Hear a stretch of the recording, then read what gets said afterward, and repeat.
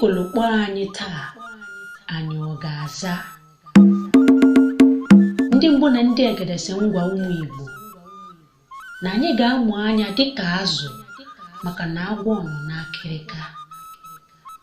Arụgburugbo mgbe ezi dị n'ukwu ụkwa, nchekwaba ezinụlọ bụ ọrụ dịịrị dibịa ụlọ.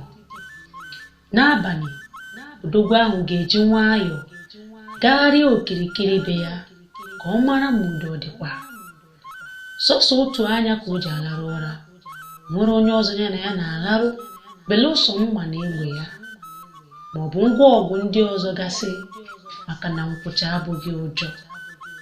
Mgbe gboo, obodo dị iche iche kere nkwụcha hie nne. Ha kwegasịrị ikolo eji akụ gbamgbam ma ihe mberede daa.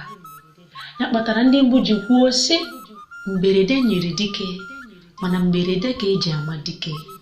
Mgbe ahụ ikoro kpọọ oku dịka mịa mma n'ụbọ. Ajụjụ m taa wee bụrụ, ụmụ Igbo, anyị ọ na-ekekwa nkwụcha? Lekwanụ na Awụsa abatakwa n'Ọka. Ha si n'ugwu, ha si na ndịda, ha agbaala anyị okirikiri. Anyị ọmụkwa anya ka azụ, ka anyị ọ nọ n'ụra ka edi. Ikolokpo anyị okwu taa anyị ọ ga-azakwa? Nke a bụ ozi Maazị Oziọma Ọdịnala dere.